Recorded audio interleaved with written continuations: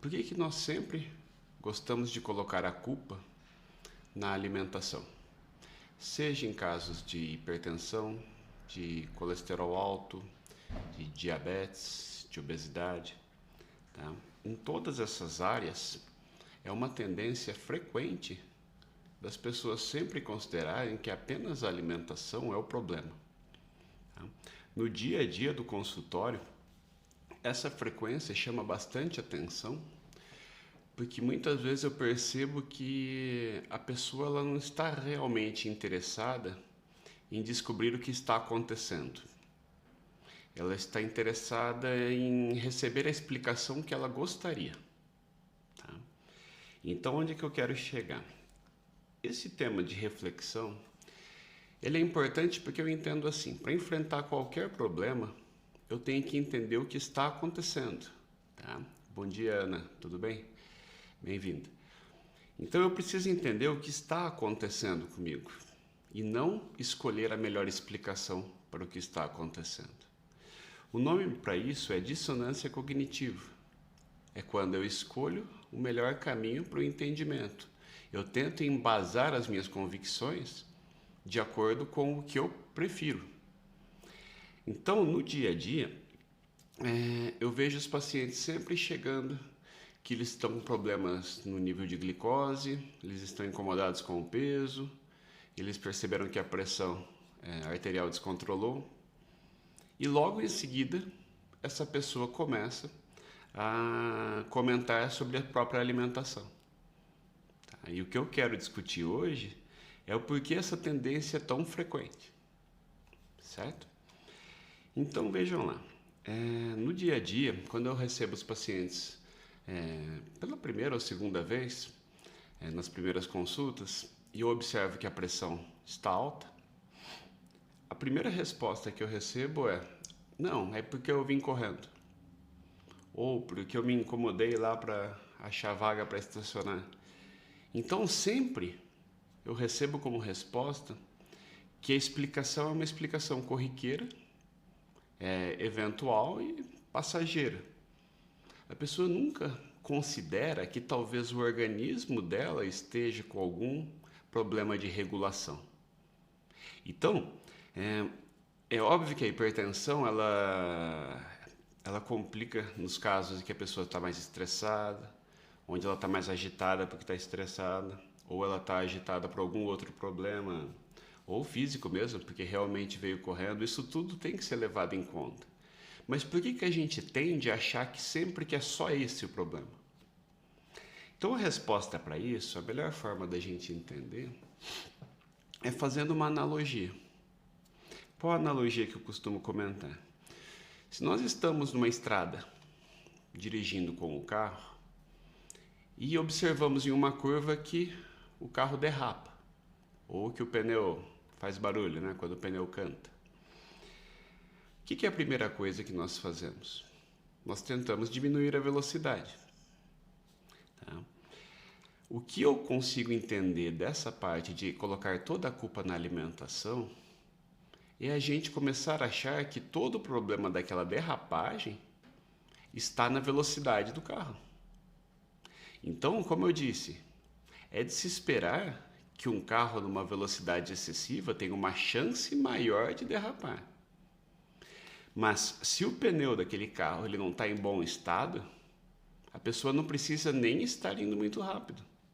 O problema está então no pneu, certo? Só que numa estrada, o certo seria sempre ver o estado dos pneus antes da viagem. Tá? Da mesma forma que todos nós sabemos que comer em excesso afeta a nossa saúde. Todos nós sabemos disso. Só que a gente, no fundo, fica testando o corpo para ver até onde ele aguenta. Isso também se vê numa estrada. Nós dirigimos sempre no limite da velocidade, porque a gente quer chegar logo, mas o perigo da velocidade, os radares, todas as preocupações com a legislação nos fazem ir numa velocidade mais controlada. Mas em uma derrapagem, ela pode resultar até em um acidente. A derrapagem, no caso, seria aquele paciente que observa a glicose descontrolada, aquela pessoa que percebe que não só ganhou peso, como ela continua ganhando peso. Então é aquele estado mais agudo, aquela pessoa que percebe imediatamente que tem algo errado acontecendo. Então, é óbvio que a primeira coisa que nós vamos a primeira coisa que nós vamos fazer para tomar uma atitude é realmente diminuir a velocidade. Mas o ponto é esse. Se eu parar esse carro no acostamento, a derrapagem não vai cessar completamente? O barulho do pneu vai cessar completamente. Então essa é a solução? Eu continuar parado no acostamento, sem poder completar a viagem? Então o ponto que eu quero chegar é que a viagem continua. Eu não posso simplesmente desistir de viajar no meio do caminho. Até completar a viagem, eu vou ter que dirigir com mais cuidado. Que é o que acontece com a pessoa diabética, que percebe que o controle do corpo da glicose não está ideal. Então essa pessoa ela não vai chegar a um ponto onde ela simplesmente volta a comer livremente sem qualquer preocupação. Ela sabe que o corpo dela acusou uma deficiência que vai ter que ser manejada. Então, pelo menos até completar a viagem, que seria no caso quando nós morremos, eu vou ter que ter um cuidado adicional. Então, mas eu não posso parar a viagem. Eu preciso continuar até chegar ao meu destino. Então, apesar de uma menor velocidade contribuir, dependendo dessa velocidade, eu não consigo completar essa viagem em tempo adequado. Então, é óbvio que assim que possível, eu preciso consertar aquele pneu, que é aquele momento onde nós procuramos o médico. Que o médico vai dizer, ó, esse pneu está pior que aquele, ou esses dois aqui não estão em bom estado, ou o problema é no eixo do seu carro. Então o médico ele tem a função de apontar o que está errado no carro. Mas é claro que um carro com defeito tem mais chance de derrapar na curva. Porém, se nós exageramos muito na velocidade, mesmo um carro em perfeito estado pode derrapar. Então toda essa reflexão com a analogia do carro nos faz ver o seguinte: é claro que comer livremente sem qualquer cuidado vai nos levar a ganhar peso, vai nos levar a ficarmos diabéticos, hipertensos, doentes. Isso não há a menor dúvida, mas não é a única explicação. Ela é uma delas. Tá? Então eu digo para os pacientes, você está preocupado com o seu peso? Está aqui para isso. Mas será que tudo é a sua alimentação? Ou tem algo a mais acontecendo?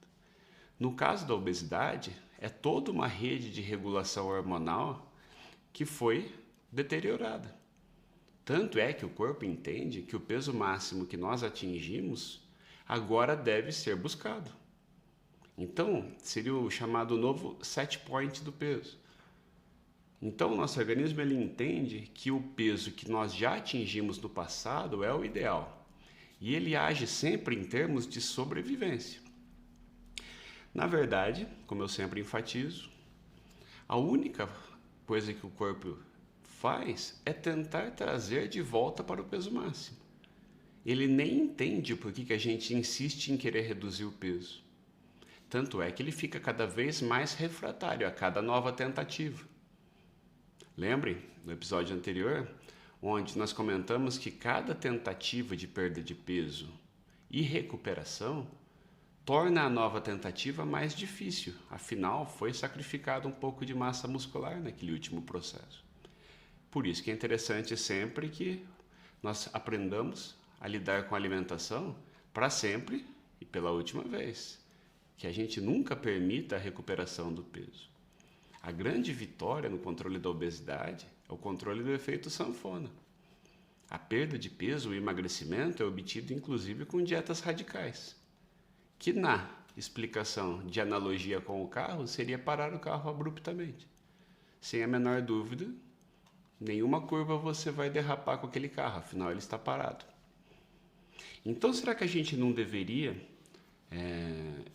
sempre cuidar para que os nossos pneus estejam bons, que o nosso carro esteja em boas condições, que a gente siga as leis do trânsito? Muitas vezes o carro, mesmo com problemas, completa a viagem sem maiores problemas, se nós tomamos um cuidado a todo momento. Tá? Em vez da gente colocar sempre a culpa apenas na alimentação. Em última análise, essa culpa na alimentação, ela tem uma certa defesa, um sistema de defesa psicológico. Quando eu culpo a alimentação, eu culpo a mim mesmo. Se eu culpo a mim mesmo, eu executo exatamente aquilo que eu gostaria de acreditar, que eu estou em pleno controle daquela situação. Então a palavra-chave desse episódio, que explica o porquê que nós queremos colocar a culpa na alimentação sempre, está na palavra controle. Então, se eu entender que eu corrigindo a alimentação ou fazendo aquela dieta, entre aspas, correta, estaria tudo resolvido. Então, quando eu entendo que a minha alimentação é o único problema, eu assumo que eu estou em absoluto controle do que está acontecendo. Até o momento que a pessoa percebe que, apesar de controlar a alimentação da forma que ela entende, o peso não caiu, a glicemia não ficou mais controlada, nada do que ela esperava aconteceu. Então, o que eu mais recebo aqui no consultório são pessoas que entendem que todo o problema está na alimentação. Tá? Então, isso faz as pessoas acreditarem nessa coisa da alimentação correta e a alimentação errada. Ontem mesmo eu estava vendo num anúncio no Facebook, onde toda a argumentação se baseava em dizer que a dieta do brasileiro é toda errada. Isso é tudo que a pessoa quer ouvir. Por isso que provavelmente ele está tendo ótimos resultados em suas vendas, porque a pessoa está falando exatamente aquilo que a pessoa quer ouvir. Só que ele não enfatiza que não é o único problema. Com certeza, uma melhor alimentação, um maior controle tem sentido? Tem, mas você lembra esse paciente que talvez o organismo dela esteja com um problema? Se lembra que talvez o ambiente em que ela viva não seja o ideal? Será que os hábitos dessa pessoa, como o hábito de sono ou de exercício físico, estão adequados? Então, nós temos muitos outros fatores num problema de saúde, como o peso excessivo, como a glicose descontrolada, do que propriamente apenas más decisões alimentares. Porque essa má decisão alimentar, na visão de quem acha que tudo é culpa da alimentação, nada mais é do que uma confissão de culpa. Essa confissão de culpa é querer trazer todo o controle da situação àquela chamada sem vergonhice. É tudo culpa minha, eu que não me cuido.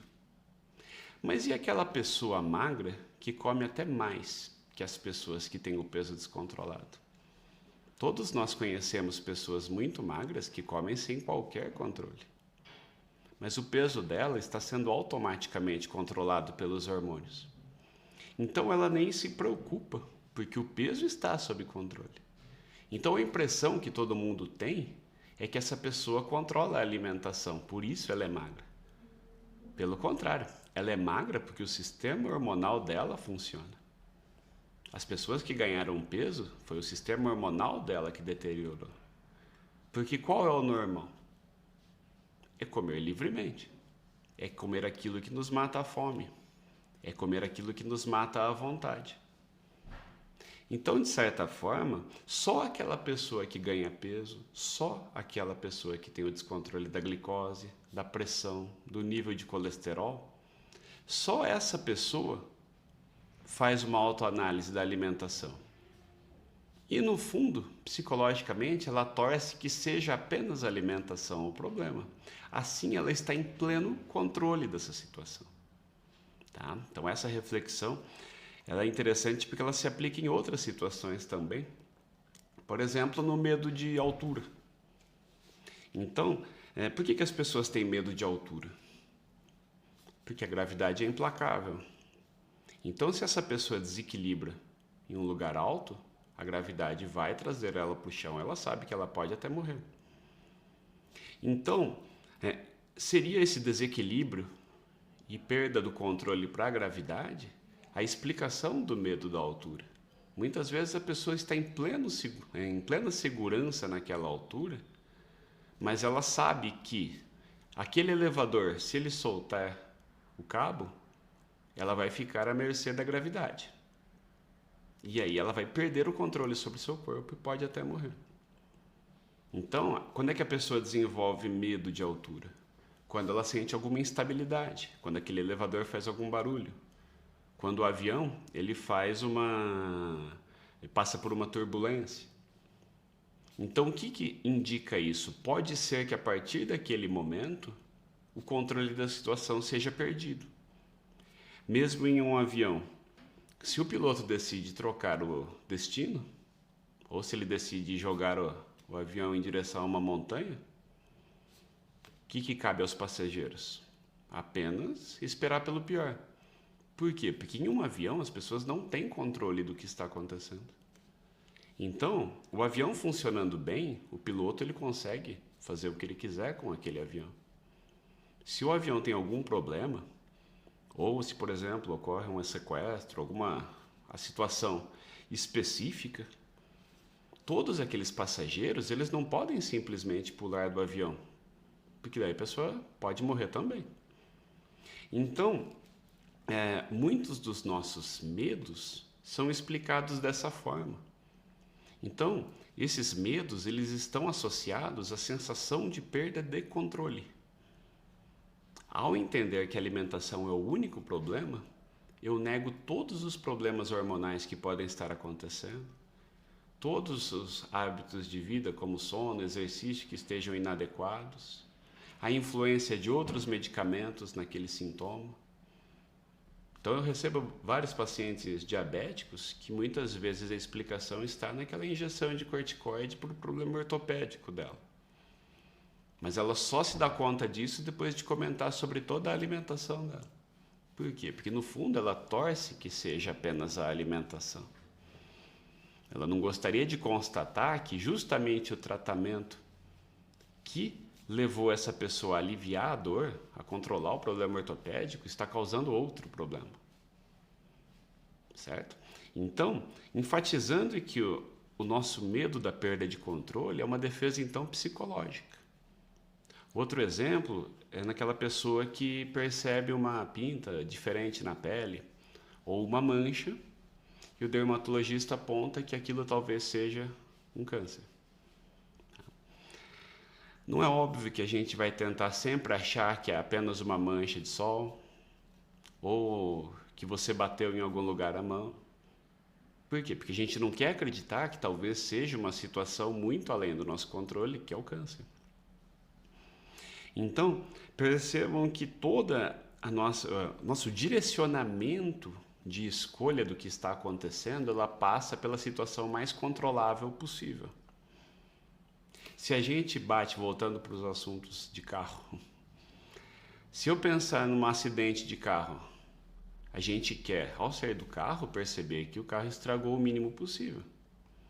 Afinal, se esse carro tem algum problema que o impeça de andar, ou que o estrago seja muito grande, essa situação fica cada vez mais além do nosso controle.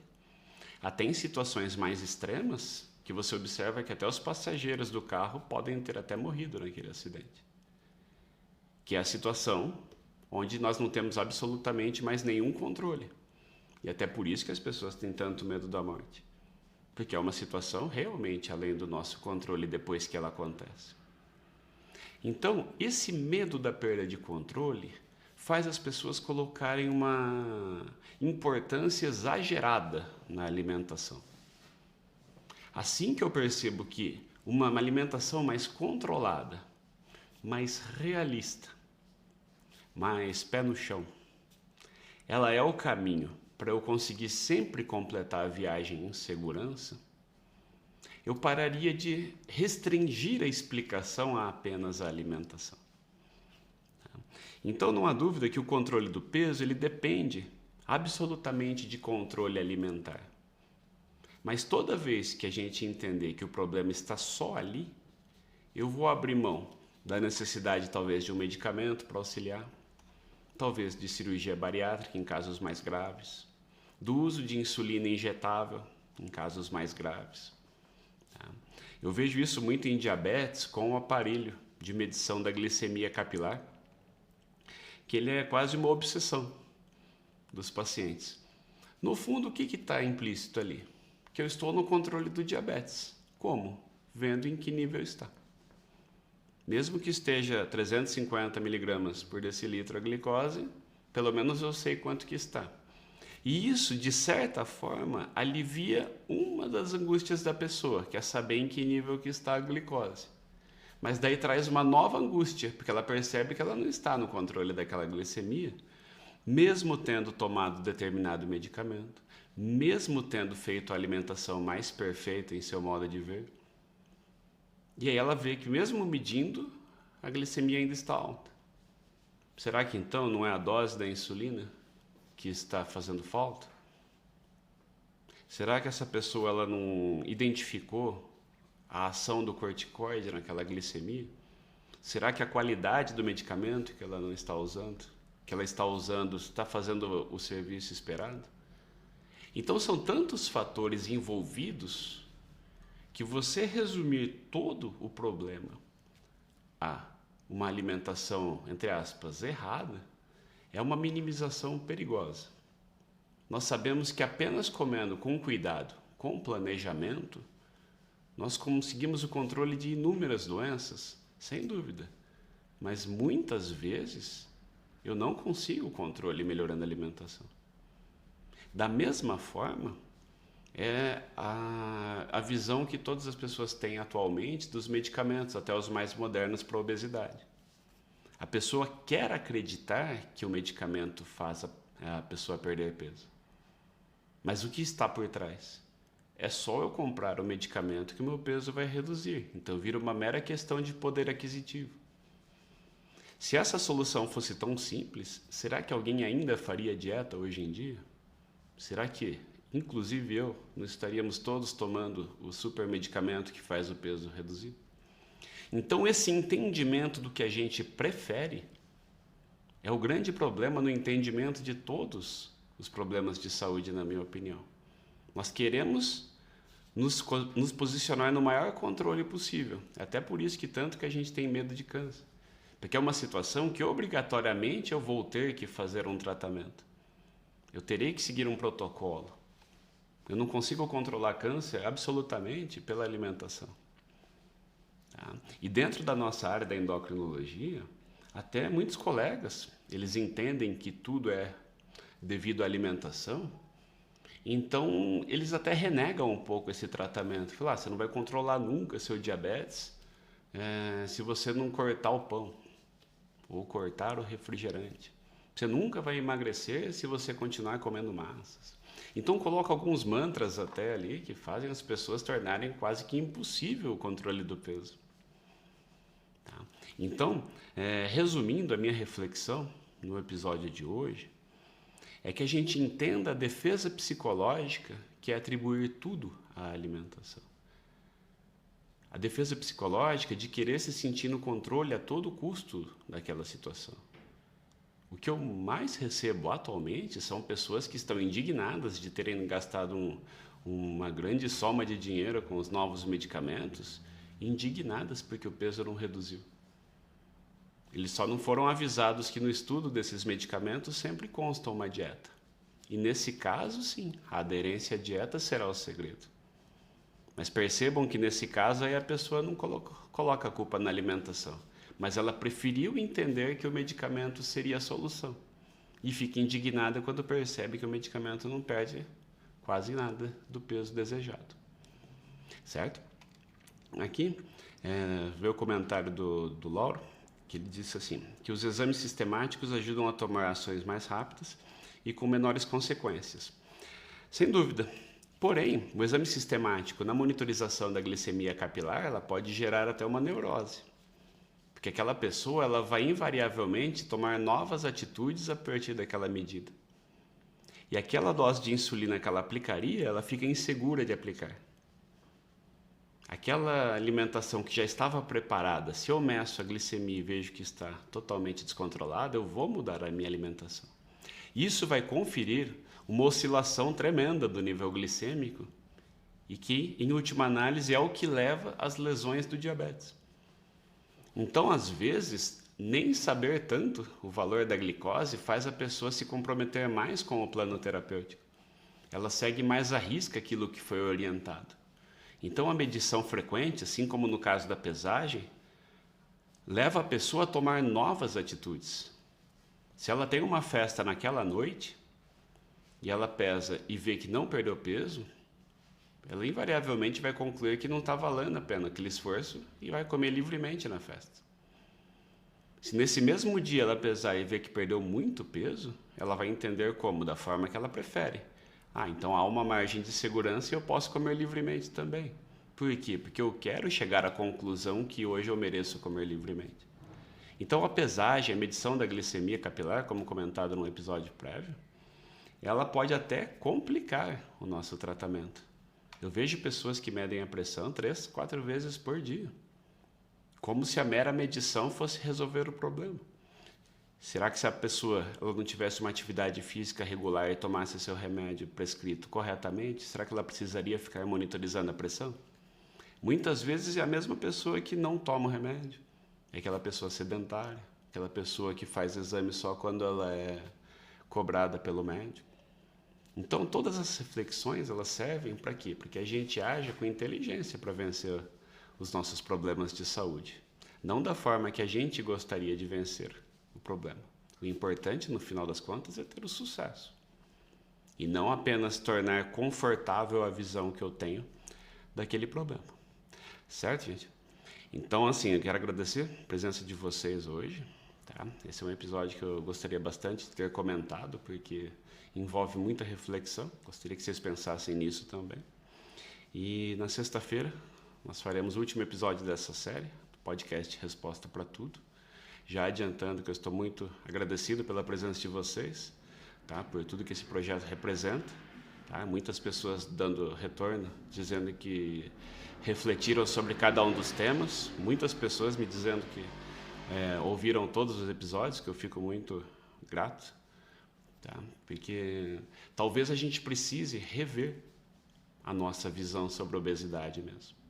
Quando nós temos umas convicções inabaláveis, nós esquecemos que talvez estejamos errados.